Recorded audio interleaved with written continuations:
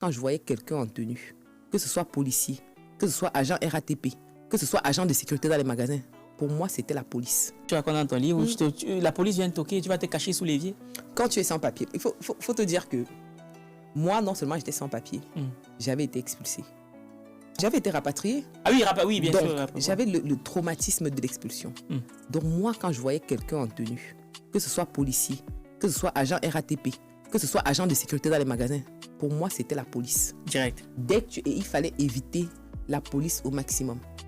Et quand tu es sans papier, quand tu l'étais à l'époque, ta mission, ton objectif de vie le matin quand tu sors, c'est de ne pas être interpellé de rentrer. L'objectif de vie. Et quand tu sors le matin, tu dis bah, Seigneur, donne-moi là, c'est que vraiment, j'espère.